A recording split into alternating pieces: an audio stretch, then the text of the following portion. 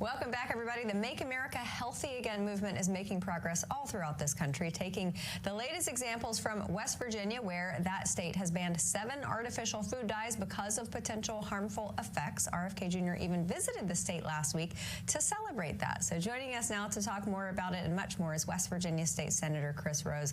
Thank you so much for being here, sir. Thank you for having me. It's a pleasure to be on. 7 artificial food dyes, very, very important, carcinogenic. Studies after studies have shown that these should be out of our food supply. What was the impetus for West Virginia to finally say enough is enough?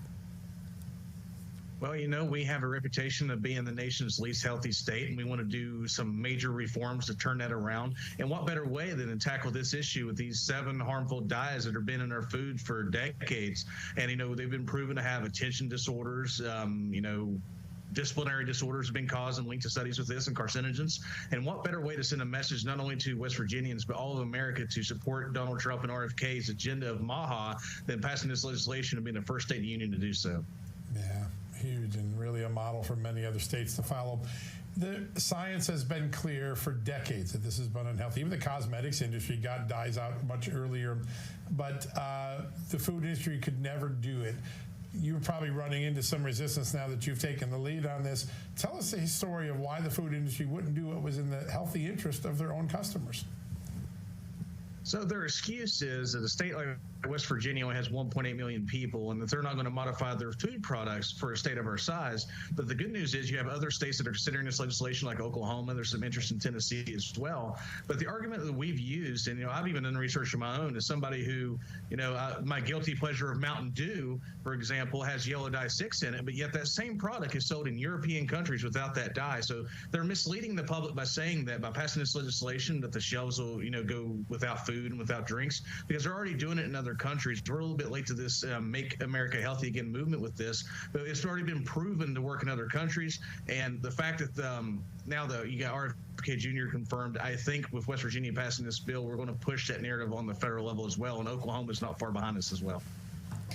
I imagine that the profit margin situation is why they have changed the formula in the United States, and it is all about cost. They can make more money in the United States by bringing down the production costs. Is that what you're hearing? That's exactly what you're exactly right. It comes down to dollars for them. They're saying this is going to cost more, but yet when you look at a grocery store chain like Aldi, for example, you see all these healthy alternatives without these dyes already in them, and guess what? They're actually cheaper. So they're trying to scare us not to pass this legislation and say it's going to cost more, but yet we're actually finding out in places like Aldi, we're finding them much cheaper alternatives. So it definitely is some misinformation pushed by those who don't want to change, but we have to do this for our children.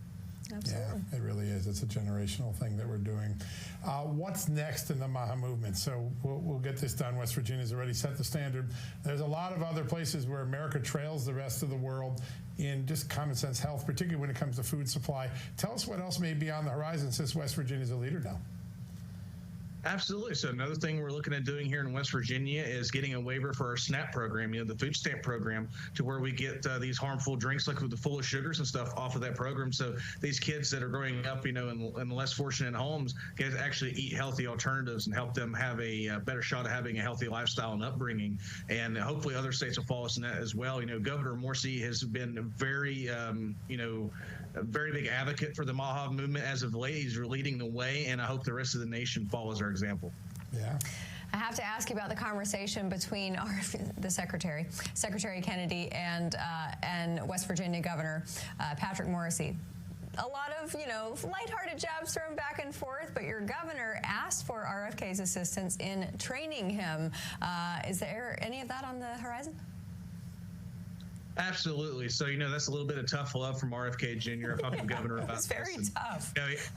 He took it, and he took it in stride. The governor knows how to take a joke, and he took it. But he's been doing something pretty awesome called the Mountaineer Mile, and he's done it for 5 days in a row now. And this is where he's guaranteed himself that he's going to walk a mile every single day. He came to the Senate, and I'm sure he's going to come to the House, and asked them to join him in that. And I've graciously agreed to join in the Mountaineer Mile because the health of our governor and the health of our legislature could be symbolic for our entire state as we try to become one of the most healthy states in the nation and turn our overall health around. The governor is such a good man. We spent a lot of time. He's been kind to come on our show. There's nothing like the power of leading by example, and I think he appreciates that. And I remember another governor a long time ago, Governor Huckabee, who lost a lot of weight to try to set an example for people, and it caught on. It was a good thing. So there's a lot ahead for us. Yeah. Senator, we got about a minute left. I want to just quickly ask, there's a lot of other things going on right now.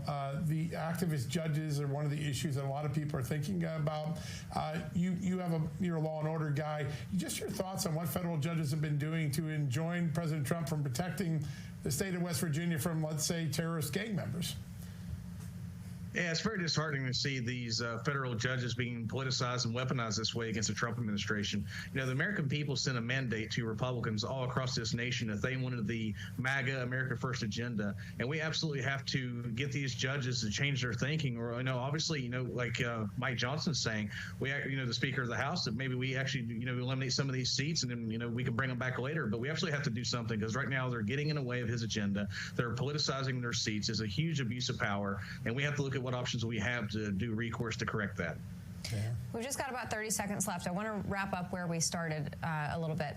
When it comes to these food companies removing the dyes, removing the preservatives, all the harmful things that you guys have banned in West Virginia, do you have any indication of how many states it would take to band together to actually make them do that? I know you mentioned Mississippi and Oklahoma and some other states. So obviously, if we get a state like Texas or Florida that's more populous, that would help us in that. But if we can get a coalition of states, approximately 9 to 10, and and you have a Texas or a Florida bundled into that, I think that would go a long way to finally, forcing the hand on the federal level to where we have a nationwide action. But I'm very confident we're going to do that because I've been talking to some of my colleagues in Florida and some of them in Texas are going to be introducing this in their legislatures as well. And I'm going to be, advocating and maybe even make some trips down there to help push this across the finish line in those states. Yeah. Well, you look at how many people are so interested in the MAHA movement and cleaning up their lifestyles and cleaning up their diets. I feel like it's going to catch like wildfire. West Virginia State Senator Chris Rose, thanks so much for being with us tonight. Doing great stuff there. All right, thank you. Appreciate it. Absolutely. All right, everybody, one more break to get to, and then we'll have some thoughts on the other side.